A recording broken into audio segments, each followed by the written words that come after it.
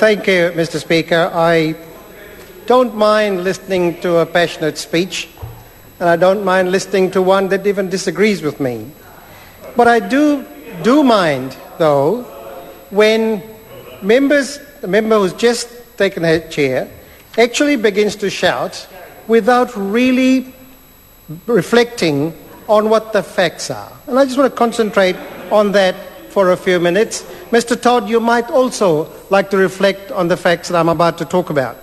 Because I want members opposite to name one example where, since they came into power and since they have been bringing this suite of legislation before this House, that this side has not supported a good idea.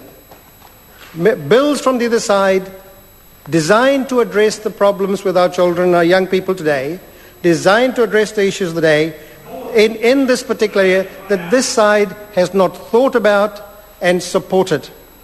And the members opposite, and Mr. Todd in particular, might want to think about why is it that a number of us feel so passionately, if that's the word, about one particular aspect of this bill that is the most fundamental shift. And our first speaker and our second speaker and our third speaker have asked for this to be answered. Have asked the minister to take a call, and indeed the minister has not answered the question. However, one of the members did come very close, Chester Burrows, and one has to contemplate, he's a reasonable person. Chester was reasonable throughout the hearings, reasonable in coming to accommodations about this particular point. And he came closest to begin to explain and give an answer. Don't agree with his answer, but at least I give him credit for trying to answer the question. The minister dismissed it, didn't even go anywhere near it, and it is the minister's responsibility to answer them. The question is really about change the age of criminal responsibility.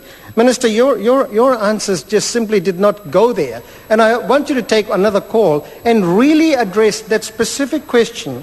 How do you make sense? How do you make ethical and philosophical sense of trying to change our age of criminal responsibility in this way, the 12 to 13-year-olds, and what fundamentally lies behind it? And if you could convince me, I would be impressed, because the minister has not addressed this, Mr. Chairman, and it ought to be addressed. The change is fundamental, because when you take 12 and 13-year-olds and put them into a youth justice jurisdiction, you are taking away, you are giving less authority to the primary responsibility of the decent society to care about the care and protection needs of young children. And that's fundamentally where this side disagrees. Because there is, and Judge Beecroft pointed this out so powerfully.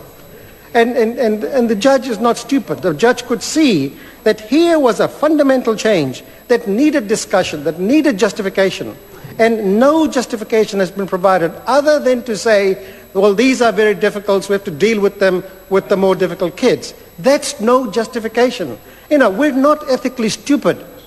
And I think members opposite owe it to the citizens of this country, to the children of this country, to provide the explanation. And that must be given. It does no credit to this Parliament when that's not provided. In the absence of that kind of robust evidence, those robust arguments, what do you expect people on this side, what do members opposite expect people on this side to assume? We can only assume that the rhetoric you got into leading up to the election and in the election campaign is the only rhetoric that now guides you. And that rhetoric was trying to ratchet up the concerns of our nation state, about violence and about offending. And when you've got to sit and make some decisions over here, then the members opposite are incapable of riding beyond it. Primarily, I say to Mr. Mapp, your approach is entirely punitive. This country has had enough. Successive governments have done the punitive thing to an extreme. And Mr. Mapp, your government is doing the same thing. I don't think you're a violent person yourself. But But why doesn't the member actually try to come up with some ethical explanations as well as some proper... Mr. Speaker. Dr. Rajan Prasad. Thank you. And I think you do owe it to the country and to the children to come up with that kind of explanation, because it isn't here. Our 12 and 13-year-olds primarily need care and protection. And when they appear before the children and before the family court, then that is the perspective that guides that particular court. Now, part of the reason given during the, when we did raise it, as Jacinda Ardern talked about, when we did raise it in the Select Committee, and I think the officials could see that, this was something that should have been visited, Mr. Chairman, but it wasn't. It seemed as if, again, there was that directive from the minister not to compromise on this as well. This bill took a lot longer for the officials to report on for reasons that still haven't been provided to us. More work was being done. I suspect somewhere in her own heart the minister must have said, by golly, these are 12 to 13-year-olds, because I don't believe the minister is that heartless. But somehow it was that the rhetoric that drove them in the election campaign is what came to the fore. And I think our country deserves better. Because the other option, Minister, is still there. The option is to reform the family court. It doesn't make any sense for the minister to say to us, but they take too long, as Mr. Chester Burrows said. They take too long. Well, if they take too long, you're the government. You have lots of resources. Address it, either through resources itself or through provision, and legislative provision. Because the government can do that. The government can still, and what the government will be saying, that yes, the small group that does veer off the rack quite seriously, they still are young people, they still have care and protection needs, and we as a decent society will not let that happen. We will not desert our young people. And there's plenty of evidence. And Annette King talked about, it was another speaker, about Bailey Junior Kororiki. Now, there is one case, and I don't defend him for anything he did. It was awful what happened. But what we have done to him as a society doesn't do us any credit either. Doesn't do us any credit either. And he was 12 years old. And what life does Bailey Junior Kororiki have today? And can we as legislators, as people who have developed the system that he has experienced, take any credit at all that we designed, that this Parliament designed a system that could actually take him at a time when he was still a kid and provide for him high quality provisions and systems that might have turned him around. No matter how bad these little young kids are, that's what we owe them.